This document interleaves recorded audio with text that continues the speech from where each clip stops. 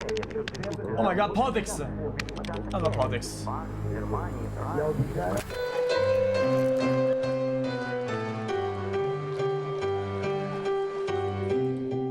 Zelenskyy was, in Ukraine, easily the best recognizable comedian and the most successful one. And the project that was like his flagship thing was a regular comedy show. It was not what you would call highbrow humor. There was quite a lot of kind of a primitive humor, I would say, and quite a lot of sophisticated making fun of politics. He would just do these really funny and clever takedowns of Ukrainian politicians, Russian politicians, you know, because it was in many ways a shared cultural and political space. Понятно, а выбирать-то не из кого. Из двух пи***расов выбираем меньше. И так 25 лет подряд. И знаешь, что интересно? В этот раз ничего не поменяется. Знаешь почему? Потому что ты, мой батя, я, мы снова выберем пи***аса. Да потому что да. Servant of the People is a good show. It's really funny. It's about a history teacher who's sort of thrust into the presidency because of a video of him that goes viral. This is your ultimate, like a regular person suddenly gets all the power in the country, and his heart is in the right place, but everything is against him. There's corruption everywhere, and he just wants to change the country. He almost like showed on the screen what kind of president he would be, and I think that was his basically campaign manifesto. Okay. Interesting. Мне кажется, старые политики живут простым очень принципом. Ни у кого ничего не спросили, многое пообещали, ничего не сделали. Я поступлю по-другому. He's basically asking to people to submit their 5 main problems that they see in Ukraine. That voice, you though. could call it like crowdsourced political program. His whole campaign was a number of videos like that, where instead of doing a professional video, which he easily could have done, he was doing this little selfie clips. It worked really well for his image of non-traditional anti-establishment guy. He was keeping his program pretty vague and empty, and it worked. Дякую усім українцям, де ви зараз не знаходились. Я обіцяю, що ніколи не підведу вас всіх. Усім країнам пострадянського Союзу. Подивіться на нас. Усе можливо.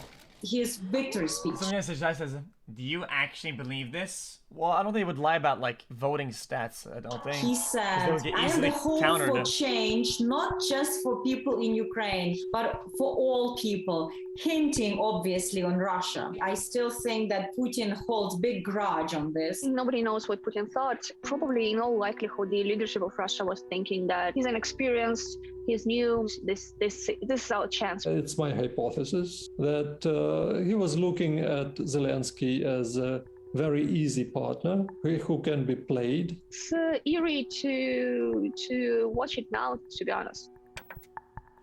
2021, popularity I think falls. that there's a high chance of ending the war. When? He's laughing! When?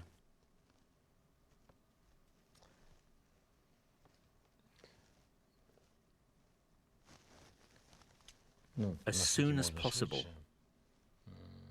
I want to believe that it'll be this year. The presidency was defined by a pretty consistent and precipitous decline in popularity. We're talking about ratings of 30s, even down to like 20s. It was connected to several issues. There was no progress 100%. in peace. There were implications of his company listed in the Pandora Papers. He was trying to accumulate more power in the office of the president, which Ukrainians despise. Was it He tax evasion? started cracking down on opposition. He was changing tremendously, and he was becoming a strong man. People saw him slipping towards the usual way of doing business in Ukraine. A lot of Ukrainians were not seeing it as a successful presidency. Over З президентом Литви, з іншими лідерами. Відчуття із засобів масової інформації саме таке, що у нас війна, у нас ходять війська по дорогах, у нас мобілізація, люди кудись їдуть. Це не так. Нам не потрібна ця паніка. What is happening in that clip is that he is holding a press conference for foreign media. Zelensky was trying to downplay the threat, but also putting out some confusing messages.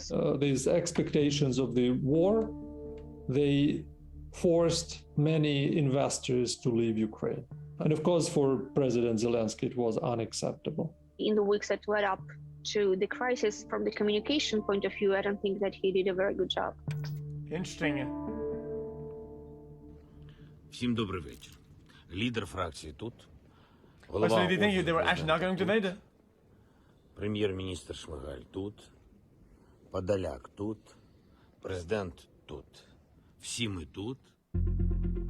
At the outbreak of war, there was fear and there was a suspicion that he may, capitulate, he will concede, he'll get scared. That clip was perceived that the captain is not abandoning the ship. From that moment, people understood he is not surrendering, and there are millions of Ukrainians who are ready to put up that fight. Yes, it definitely was a turning point. If you watch a clip of Zelensky talking, for example, to the Western press in January, and this clip of Zelensky standing in the street of Kyiv, you can think that this... Guys, this is a really dumb question, guys. It's very dumb, okay? But it's still dumb.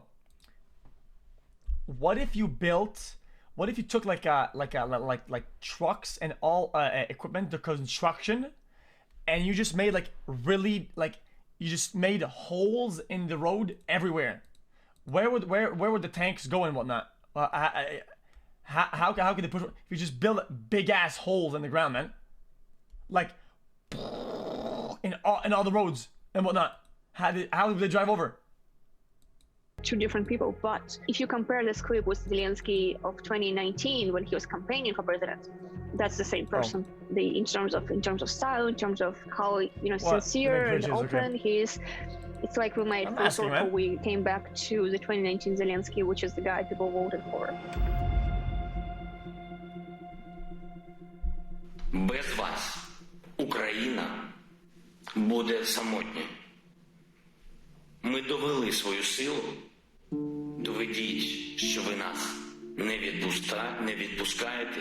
His speech to the European Parliament was really striking as it was translated for the members of the European Parliament. You hear the translator fighting back tears as he's translating Zelensky's words. I've never heard that happen. We're fighting just for our land and for our freedom, despite the fact that all our cities of our country are now blocked. The moment was so emotional and raw.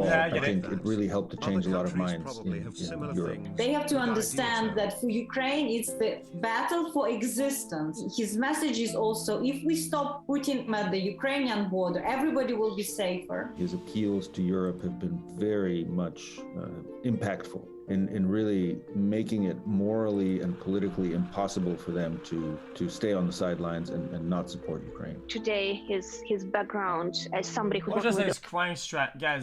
This is politics, man. This is politics, man. Audience, his whole life is coming handy. He definitely knows how to command the audience, how to grasp their attention, how to put on a show, so to say. He probably wasn't the best president in peace times, but he was very good in the beginning of the war, creating the hope, uniting the nation, and giving an impetus for resistance. Not saying He the guy is not the that president anymore. He's the leader of the about? nation. I know because I asked people in Ukraine. They find it convincing. Staying in the capital in Kyiv, that's really inspiring for a lot of people in the country to see. I think it shouldn't be forgotten that there are thousands of regular Ukrainians who are demonstrating even bigger bravery every day. Unarmed civilians trying to stop tanks with their bare hands. This spirit of regular Ukrainians is what's inspiring Zelensky too. He's proving worthy of the nation that he's leading. Why is she always saying propaganda, like weird shit? It's a fucking video from Vox, dude. We know Vox is pretty on the left. They're pretty biased left, okay? But it's still, sometimes they have like more like informational video.